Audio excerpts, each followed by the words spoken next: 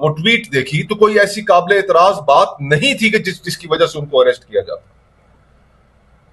اور یہ facts and figures on record باتیں ہیں کہ اس وقت صرف اس سال کے جتنے مہینے گزرے ہیں، ان پچھلے 7 مہینوں میں جب سے پیکا کا قانون آیا ہے، ان 7 مہینوں میں 99 صحافی حضرات ان کو نوٹسز جا چکے ہیں پیکا قوانین کے تحت.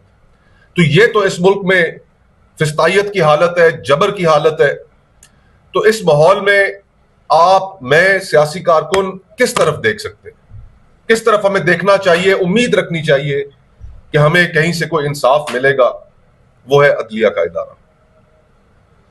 اور انفارچونیٹلی کہ جہاں پر یہ حالات ہو جائیں کہ سپریم کورٹ کے ججز، ہائی کورٹ کے ججز باہر آ کر کہہ رہے ہوں کہ عدلیہ آزاد نہیں ہے، تو وہاں پر آپ اور میں انصاف کے لیے پھر کہاں جائیں گے؟ جسٹس اطہر من اللہ صاحب کی جو گفتگو ہے وہ آپ سب حضرات نے سنی. انہوں نے کہا اس ملک میں عدلیہ آزاد نہیں ہے. کل جو خطوط سامنے آئے جسٹس بابر ستار صاحب کے اور جسٹس اعجاز اسحاق صاحب کے اسلام آباد ہائی کورٹ میں، اس میں انہوں نے کیا کہا کہ انڈیپینڈنٹ مائنڈڈ ججز کو سائیڈ لائن کیا جا رہا ہے، عدلیہ آزاد نہیں ہے. تو جب اس ملک میں اس طرح کے حالات بن جائیں تو اس میں ہمارے لیے بڑا مشکل ہو جاتا ہے کہ ہم کون سا دروازہ کھٹکھٹائیں. لیکن بہرطور اعتراض کرنا ہمارا کام ہے. ہم ان ایشوز کو لوگوں کے سامنے، عوام کے سامنے رکھتے رہیں گے.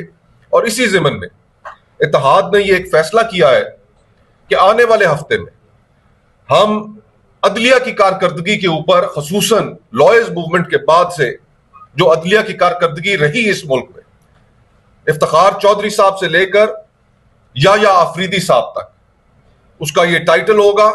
اور ہم ایک عدلیہ کے اوپر ایک وائٹ پیپر اگلے ہفتے جاری کریں گے کہ جس کے اندر ایک آبجیکٹیولی ہم عدلیہ کے جتنے چیف جسٹس صاحبان گزرے ان کے دور میں کس کس طریقے سے اس ملک میں آئین کی وائلیشنز ہوتی رہیں، اس ملک میں ہیومن رائٹس کی وائلیشنز ہوتی رہیں، پولیٹیکل پارٹیز کو دیوار کے ساتھ لگایا جاتا رہا، پولیٹیکل وکٹمائزیشن ہوتی رہی، اور کس طرح ہر اس دور میں اس وقت کی جو عدلیہ تھی آج کی عدلیہ کے سمیت کس طرح اسٹیبلشمنٹ کے ہاتھوں میں کھیل کر ڈیلیور کرتی رہی.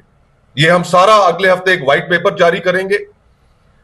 اور اس کے علاوہ کل ہم ایک پٹیشن بھی فائل کریں گے.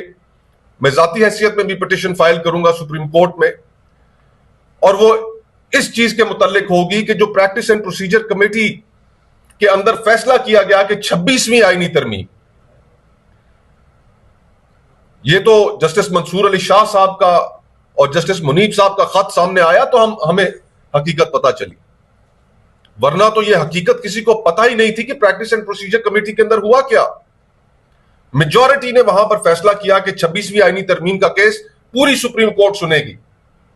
جسٹس چیف جسٹس یا آفریدی صاحب مائنورٹی میں تھے.